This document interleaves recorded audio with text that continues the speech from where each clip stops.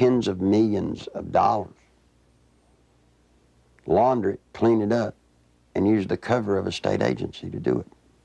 The first loan made at ADFA was made to Parkometer, a company called Parkometer.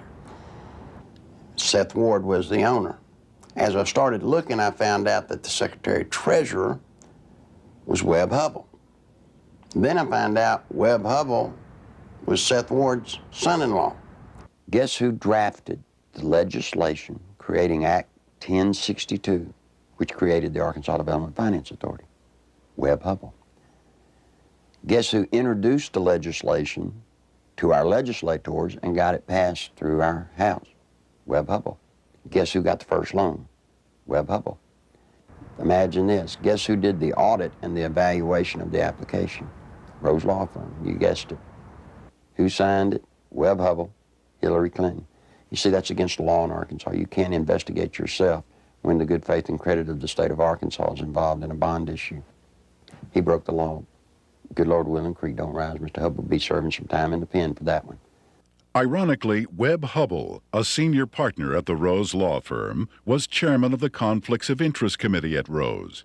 In 1988, he successfully advanced the Ethics in Government Act, which required Arkansas legislators to report governmental conflicts of interest.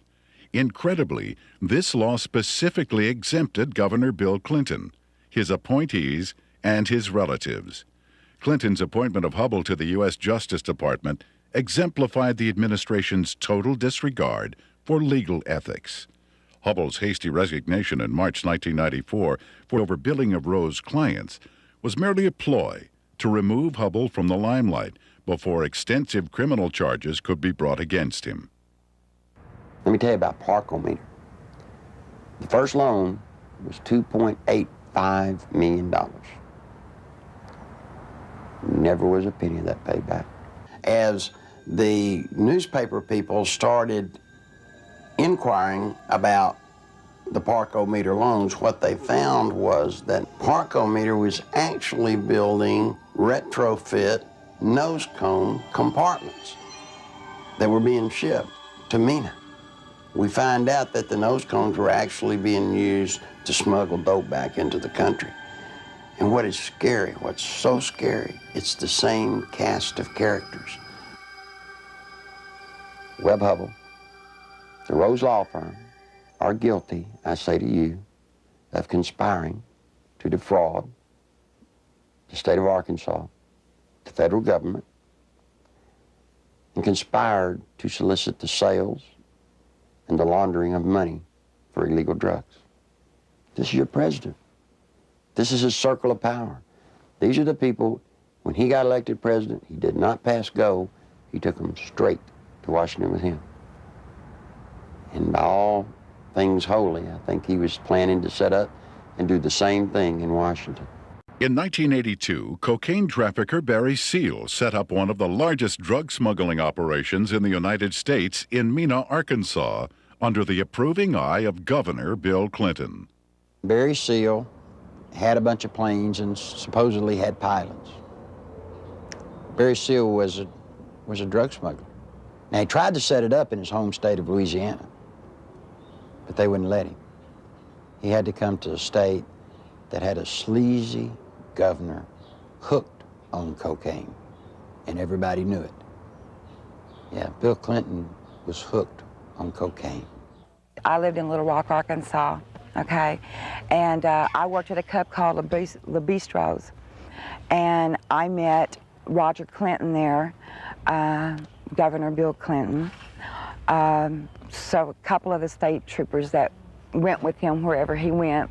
Roger Clinton had came up to me and he had asked me, could I get him some coke, you know, and asked for my one-hitter, which a one-hitter is a very small silver device, okay, that you stick up into your nose and you just squeeze it and a snort of cocaine will go up in there. And I watched Roger hand what I had given him to Governor Clinton, and he just kind of turned around and walked off, and that's one specific. Dr. Suen, S-U-E-N, doctor at the medical center here in Little Rock, is taking care of Bill Clinton for his sinus problems, which may indeed be drug-related to cocaine use as they destroy the sinus passages. Governor Bill Clinton was taken into the hospital, I believe it was the medical center, on at least 1 or 2 occasions for cocaine abuse and overdosage, in which he actually had to be cared for at the hospital. It led to toga parties. And if you're not sure on what a toga party is, I've had to clarify this in the past. A toga party is where you wrap yourself in a sheet most of the time. The people at the toga parties were Governor Clinton, now President Clinton, Attorney General Steve Clark. Okay, he was there a few times. Members of the Arkansas State Police, you know, along with Roger and, you know, other people. They began to dance around, do the cocaine in one room, have sex in another room, because in the Coachman's Inn, the rooms were adjoining, you know. And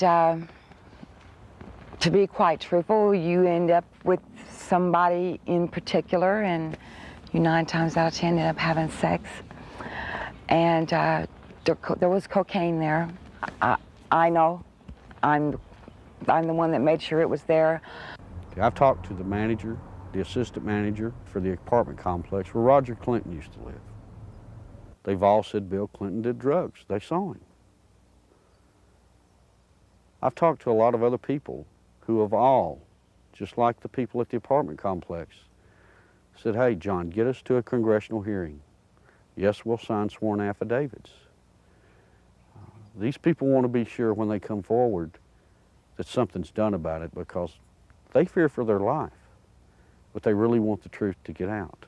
I was there, we're coming there with Roger one night, and back in the back part of the mansion there's kind of like a living quarters type thing, and we would all get together out there and do cocaine, you know, and no, Miss Clinton wasn't there at the time.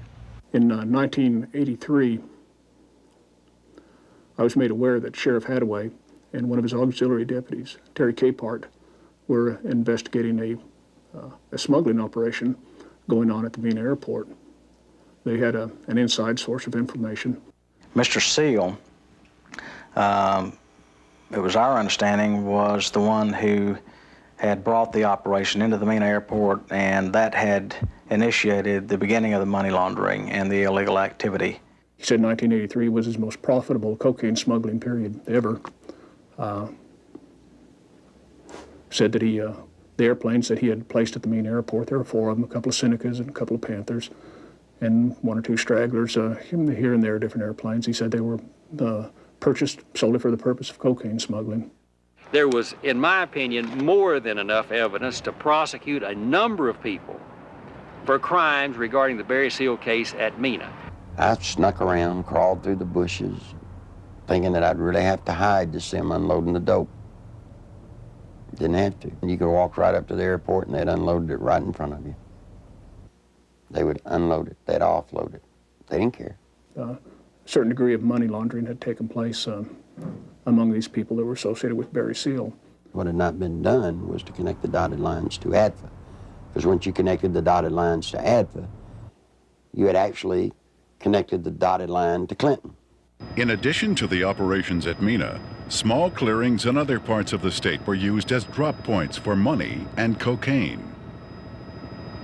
They had special cargo doors installed in the side without FAA permission, so that these doors could be opened in flight. They'd pull in, slide back, and the cocaine could be dropped out of the side in flight.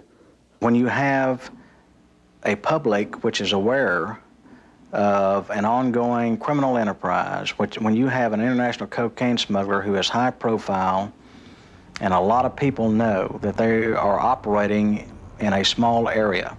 A lot of people knew about the money laundering. It was common gossip on the street because it was so blatant. and they see investigations ongoing for several years, and they keep watching for indictments. They know grand juries are convening. They know that witnesses are supposed to be providing evidence to a grand jury, yet year after year after year, no indictments are returned. People lose confidence in the system. Clinton had integrated a number of corrupt cops, judges, and politicians into high-level positions to ensure the continued success of the drug smuggling, money laundering operations. All was going well until a fateful night in the fall of 1987. On August 22nd, 1987, Kevin had spent the night with his friend Don Henry. They left Don's home around 12:30 or 1:45 on the 23rd of August in early morning hours, and the next thing we knew, they had been run over by a train. There seems to be a small airstrip in the area. There have been sightings and reports of small airplanes flying very low with lights off in the area. I believe they saw something they shouldn't have seen. 3 weeks later, their deaths were ruled accidental by the state medical examiner, Fahmy Malak, and we disagreed with that ruling because we thought the evidence pointed to homicide. At that point, we had a lot of questions and no answers, and the facts didn't add up to what he was telling us, so we decided to get a second opinion and met with resistance from all fronts, both with our local law enforcement, with the state crime lab, with everybody that we turned to. We obtained court orders requesting samples of everything that the crime lab had for a second opinion, and Fahmy Malak resisted court orders. He refused to obey them. Ultimately, it was proven that Don Henry had been stabbed in the back and Kevin Ives' skull had been crushed prior to the placement of their bodies on the railroad tracks. However, Malak stood by his ruling that the boys had simply fallen asleep on the tracks. Malak had been kept in office at the insistence of Governor Clinton for a number of years, despite vigorous public outcry to have him removed. As long as Malak's rulings pleased the governor's office or state police, they were left to stand, no matter how implausible. Malak's obvious lack of medical knowledge reached a pinnacle when he ruled that James Milam, who had been decapitated, had died of natural causes. Yet Clinton, who had the power to remove Malak from office, insisted he stay. There were allegations of tampering with evidence in murder cases. There were allegations of perjury in different cases. It didn't seem to matter what Malak did. Clinton protected him. He made excuses such as he's overworked, he's just stressed out, he's underpaid.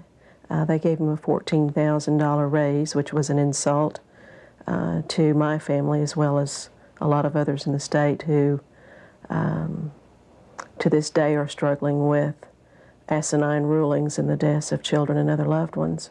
I was outraged that protecting a political crony of Clinton's was more important than the fact that 2 young boys had been murdered. Dan Harmon was just a local attorney in the town of Benton, Arkansas. And after Don Henry and Kevin Ives were killed and their bodies placed on the tracks and run over by a train, he approached Linda Ives and the Henry family about trying to help them. He's a manipulator. Gives a great closing argument in court. He's been trained for years to play the game. He knows how to do it. He's very good at it. Mr. Harmon can win your confidence and make you think he's the greatest guy in the world. He did that to Linda Ives. He helped lead them down a path that absolutely led to nowhere on this case. I got involved in the case, and immediately Harmon tried to discredit me without even knowing me. Couldn't figure it out. I run across a young lady named Charlene Wilson who told a horror story that I didn't really believe at the time.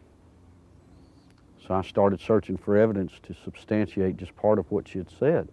Harmon went ballistic. Called, he threatened me, threatened Sheriff Pridgeon, threatened Captain Gene Donham, the chief deputy. All because I talked to this one woman. The people at the track that night, to my knowledge, were Dan Harmon, Keith McCaskill, Larry Rochelle. I do know that the boys were watching the drop site, okay? And they got curious as to what was being